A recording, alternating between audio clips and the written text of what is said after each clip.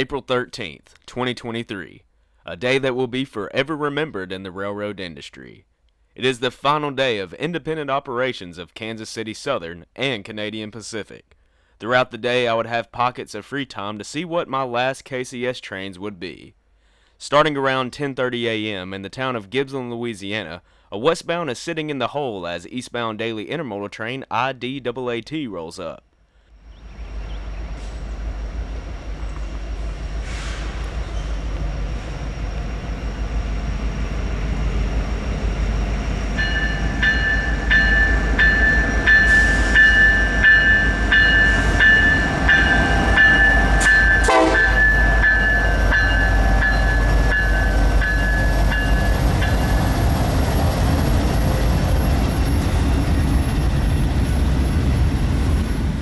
The small town is actually very congested this morning. Our eastbound here is going to slow to a stop, and once clear of the switch, the westbound will clear out of the siding, and right after that, a second westbound will utilize the siding to pass the eastbound. After those two clear, then IDAAT will have permission to advance on to Mississippi, and then later Atlanta. We see our first westbound begin creeping out of the siding, and I run about 5 miles down the road to Ada, where construction of a massive sawmill is well underway. While other sawmills under the same company have rail access, I'm unsure if this one will follow that trend. Our westbound train is M274. It originates at High Oak Yard, just outside of the state capital of Mississippi. On point is an AC-44, 4612, which was among the first General Electric locomotives to be purchased by KCS, followed by ET-44AC 5016, which is among the very last GEs to be bought by the railroad.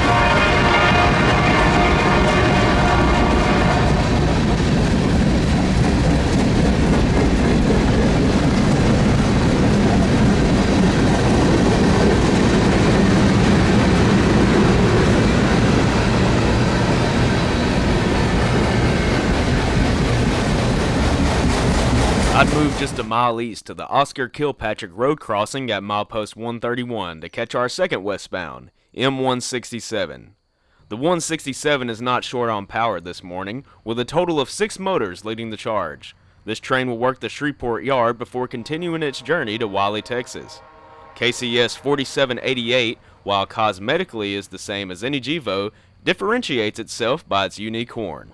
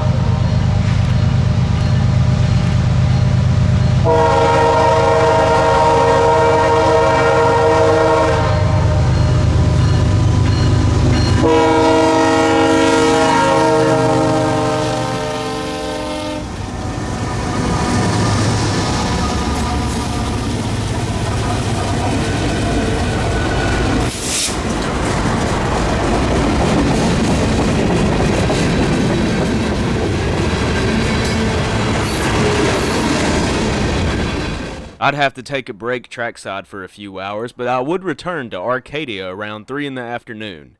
Busy road traffic finds the LMN 102, or otherwise called Job 20 Local, here at a much later time than usual. With the law creeping up, dispatch orders the crew to advance to Simsboro to get as much work done possible before their 12 hours are up. I was glad to see the 2010 in charge of today's local. For years, the 2010 has been one of our favorite Jeeps on the roster. While the Leslie air horn helps its case, we love the 2010 because of its history.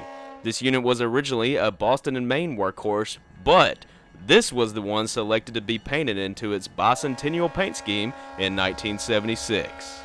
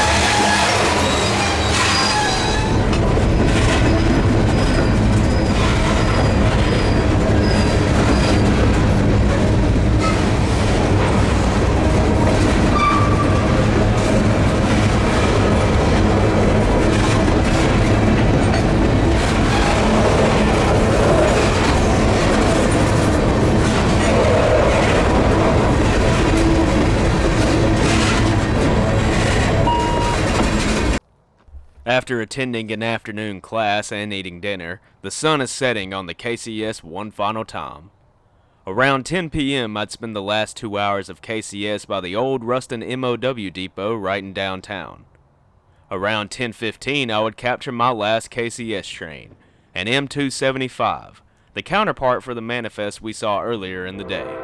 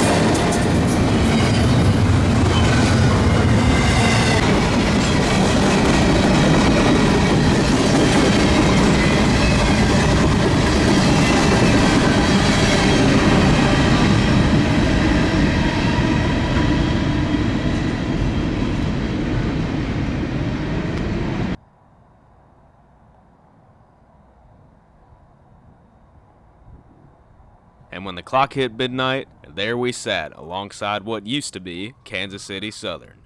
The city of Ruston remained dead silent with most citizens asleep. Unknown to them, an era has ended, but a brand new one has just begun.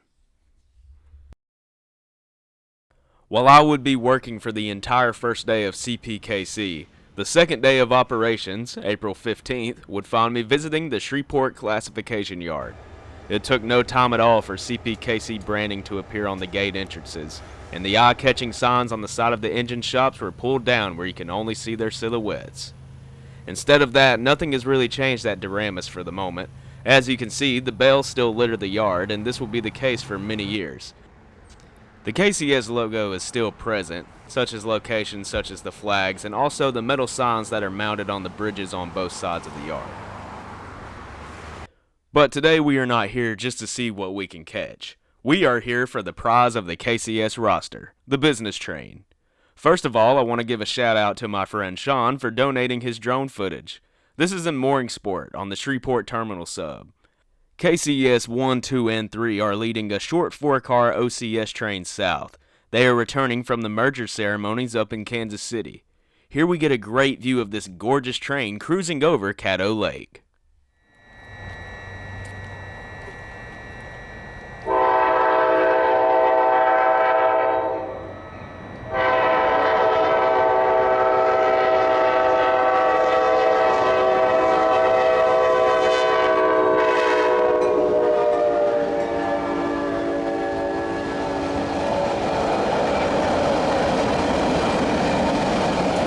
In the next town to the south, Blanchard, the bell will be held up by this coal train blocking both main lines. Dispatch has just given him the go-ahead to advance towards Duramus, where it will simply pass through before being handed off to Union Pacific in downtown Shreveport. An SD-70 Max still sporting the Burlington Northern Executive Scheme, which was introduced in the 1990s prior to the mega merger of BN and the Santa Fe. These are heavily sought after by many rail fans, similar to how KCS painted units will be in several years as their numbers decrease.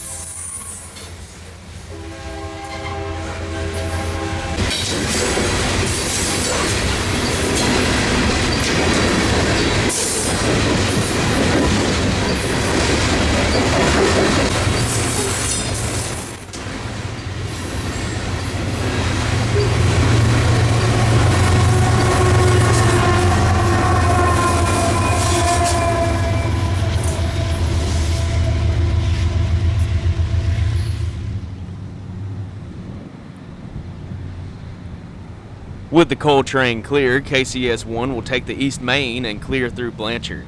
And just a heads up, I want to apologize for the shakiness of the tripod. Not sure what happened here.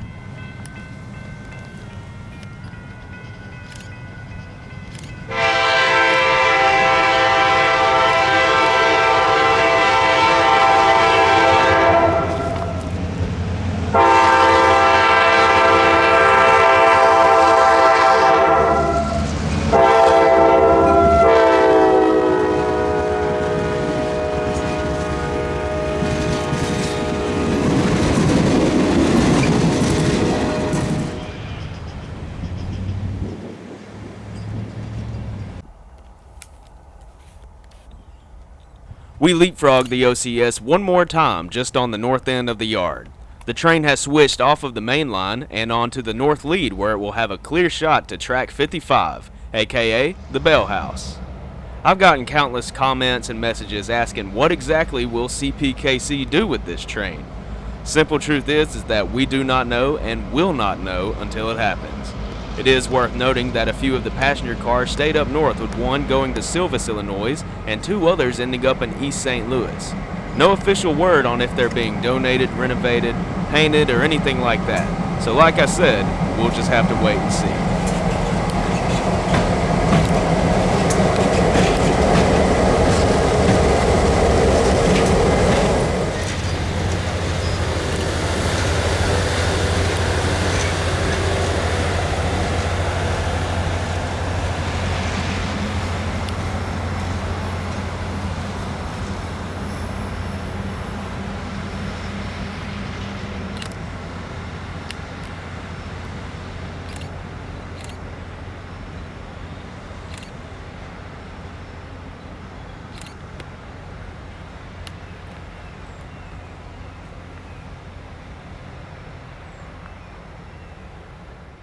Before wrapping this video up, we waited for a southbound grain train to roll right up to us and halt to a stop.